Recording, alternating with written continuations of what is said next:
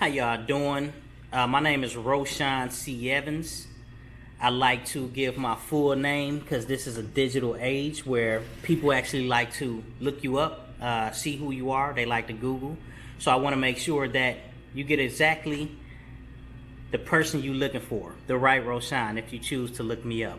Antron asked me to speak with you today about 5 or 10 minutes about who I am, where I come from, some of the obstacles and challenges that I've experienced, and how I overcame my challenges and obstacles. I want to start by saying, one, every system we interact with on a daily basis has a base out of white supremacy. All laws and rules are meant to keep order, but they are not all in or give everybody good favor. All laws and rules are not really set to protect everyone the same. And some laws and rules are used as tools to keep people in chains. I was born in Hollywood, California. After a few months, or not too long after I was born, I went to Flint, Michigan. That's where I was actually raised. I spent about almost 21 years in Flint, Michigan, before I actually made my way down to Houston, Texas, Harris County. I've been to every state in the United States of America except Alaska. I am an advocate right now, today, for Pure Justice. I am the co-founder and organizing director of the organization.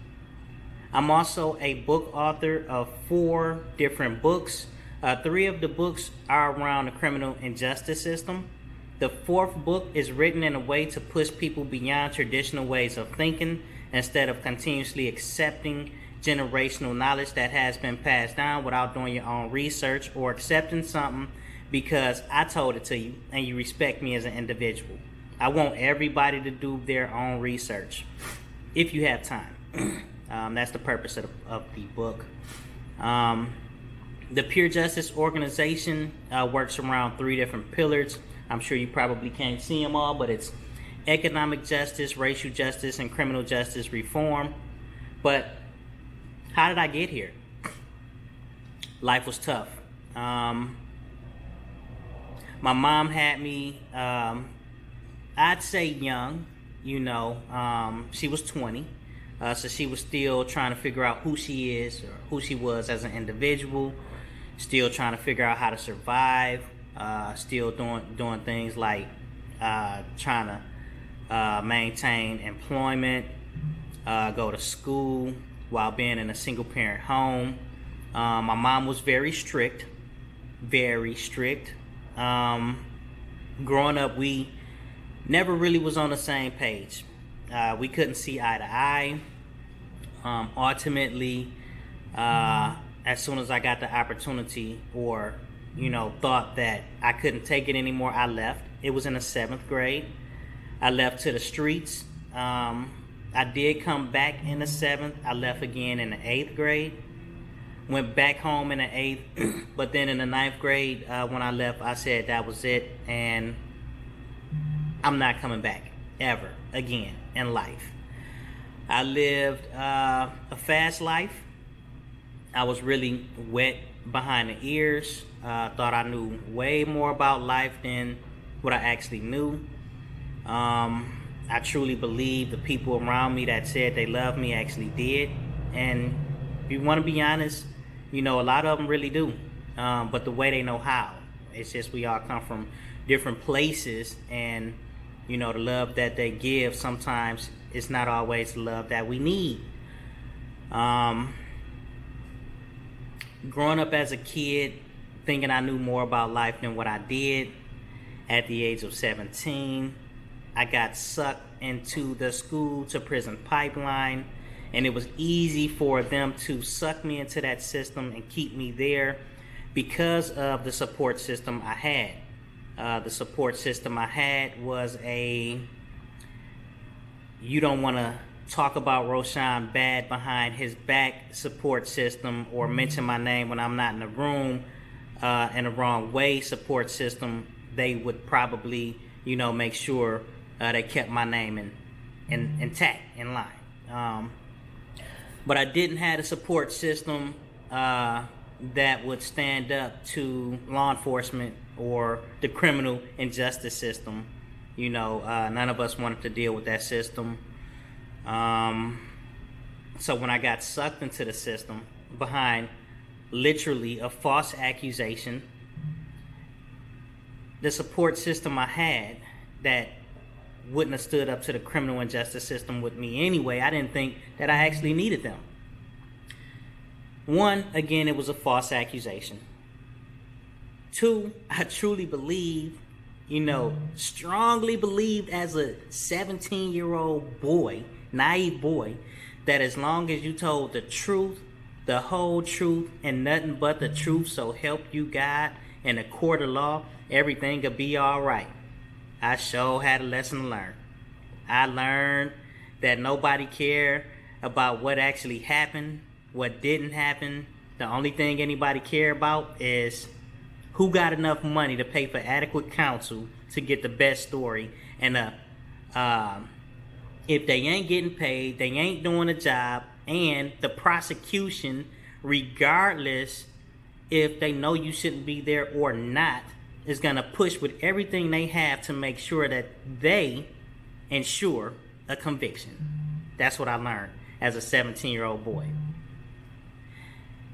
The charge I was sucked into as that 17-year-old boy was one of the worst charges. Actually, it is the worst charge that anybody can get. It was touching a minor. Now, I ain't never, ever in life touched anybody's minor, but a female 1 year and 4 months younger than me snuck away from her home when I was 17. I had no idea that she snuck away from her house. I didn't have to sneak out. I was doing what I wanted to do, when I wanted to do it, how I wanted to do it, and I didn't have to sneak out. But she sneaks out. We touched each other mutually, and when she get home, she gets in trouble. An in-home problem became an out-home problem, and the only person that had to experience the hardships of the problem ultimately was me. I ended up signing a plea deal for touching a minor, even though we are 1 year and 4 months apart, behind basically an angry parent. Now, since she was between the ages of 13 and 16, she was classified as a minor and couldn't legally consent, even though I was only 17, and the law in Michigan states that you cannot legally have sex or consent unless you are 18 years of age or have a legal parent or guardian's consent. So both of us was under 18. I was 17 in the gray area, but since she was between 13 and 16, she was considered to be a minor, even though we were 1 year and 4 months apart. I signed a plea deal, again, not because I was guilty of a crime, but because I felt like that was the only thing I can do for leniency, because I couldn't imagine doing 24 hours in jail, let alone 15 years, which was almost my life again. So my life changed as a kid, and I really didn't even understand how my life actually changed until I got older. And I'm gonna repeat, every system we interact with on a daily basis is based out of white supremacy. Growing up, when I got around 21, and I was stuck in this cycle of the system that originally started behind a false accusation. I couldn't find myself out of the criminal injustice system. Every time I thought I was about to get off probation, I would catch another charge right at the end of my probationary term. Every single time, it didn't matter. So I ran, which was a decision a lot of people probably would tell you was the wrong decision, but it was one of the best decisions I ever made. I ran from probation because I knew as long as I stayed at home in my city, where I was raised, where I grew up at, where they keep hitting me with charges every single time I'm about to get off probation, it would have never happened. And the judge told me if he ever seen me again, he was sending me to prison. So I got fed up dealing with the system, and a system I shouldn't have been in anyway, and I ran. I came to Houston, Texas. I truly believe that Flint didn't have enough money to come get me in Texas, and they did. But by the time they came and got me, my probationary term had expired, and they released me from probation. The term that they used was, wow. It was, well, they took me off probation. It was one of the happiest moments in my life, to be honest, because I felt like I kind of finally escaped a portion of the criminal and justice system that I shouldn't have been in anyway. But yet, since my charge was touching a minor, I still carried this invisible chain around my neck and an invisible chain around my leg that nobody can see and feel, except people who carry the invisible chains around their necks and ankles from the criminal and justice system. I was blackballed from housing. I was blackballed from employment. The jobs that I would get would pay me minimum wage as an adult, and the housing I would get, you know, after a while, I pretty much started having to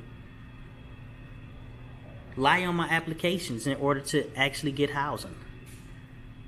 When people will find out, I would get evicted, and ultimately I had started to put apartments in other people's names because wouldn't nobody give me a place to live, because I carry a charge that nobody can understand, and people don't get that everybody that signed a plea deal is not actually guilty of the accusation accused of, but yet signed a plea deal because they couldn't afford to pay for adequate counsel.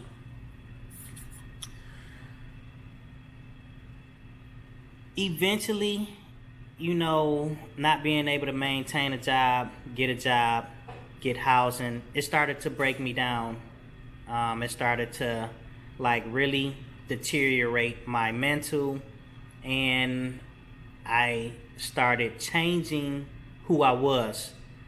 I began to become a person that I didn't even know who I was. The people around me that actually loved me, I ran people away because my attitude was nasty. I was giving up on life. You know, I felt like I didn't want to live anymore. I contemplated all sorts of things that, you know, I probably shouldn't have been thinking about, but life was really hard. And then something, it snapped off in me around, you know, 25 or 26. And I have no explanation as to what actually snapped off in me except God. And I realized that what I've experienced and the hardship that I had gone through and the plea deal that I signed as a kid and all of the choices I made behind that, trying to figure out how to survive in a system that wasn't set up for me to survive in, I realized that the things that we experience and the things that we go through and the things that was meant to break you down, tear you down, and destroy you as an individual could possibly be the best thing that ever happened to you. And it was.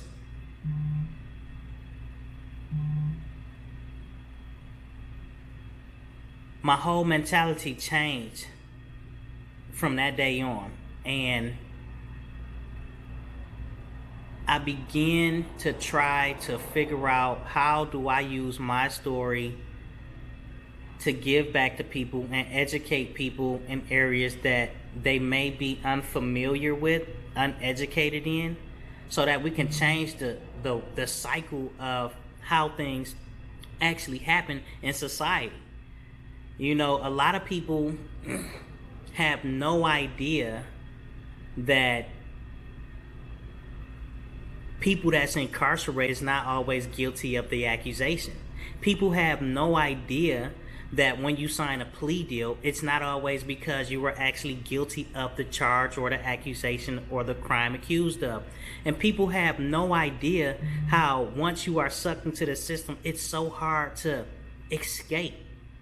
People have no idea that once you get sucked into the system, sometimes it sets you up in a way that it rips every opportunity and option away from you, to where the only way that you can actually survive is to do things outside the law.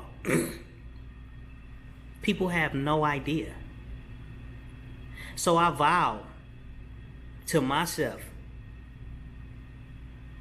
to accept the challenge, because I do believe I was chosen, to use my story to figure out how to educate people who have power so they can operate differently in a way that will be beneficial to the people that's impacted.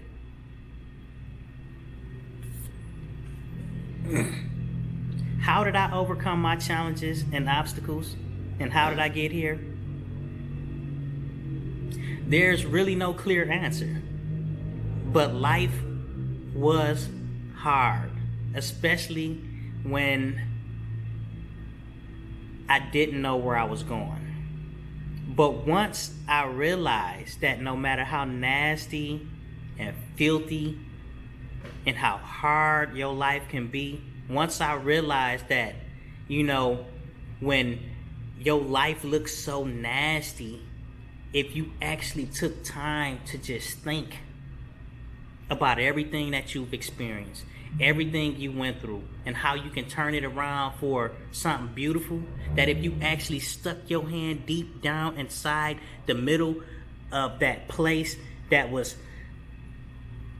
nasty and filthy, where they didn't want you to stick your hand in, deep down inside yourself, because they done destroyed who you are as an individual, or at least they thought they did, you could actually pull out something beautiful. You can't get diamonds without pressure. How did I overcome my obstacles and challenges? There's no clear answer. But I will tell you, no matter what you are going through, no matter what you are experiencing, no matter what you are incarcerated for, everything that you have went through is nothing but a challenge for you to find out who you are as an individual. Everything that we go through in life, no matter how hard it is set up in a way to either do one or two things: destroy you, or pull out something so beautiful inside of you that nobody can take it away. Use your story and build something beautiful. When you come home, do something great. The system is not perfect, nor are we. But when you come home, the one thing I want you to remember is that this system is not designed for everybody. And if you can, and if you have the power to get involved in an organization or start something yourself to transform these systems that we interact with on a daily basis, please do so. Because these systems are set up to enslave you. These systems are set up to expand slavery in a way that we have never seen before. And it's set up in a way that we don't even recognize it anymore. People don't even think slavery exists because we ain't outside picking cotton. And yet we still here. Everything that you experience is set up so you can assist and help somebody else not go through that no more. But while assisting people, just remember, the decisions and choices that we make is not always why we are in the position that we are in. People didn't ask to be slaves. People didn't ask to pick cotton. People didn't ask to be born into generational problems and trauma and oppression. But you got the power to help people out of that. We just have to come together. Thank you.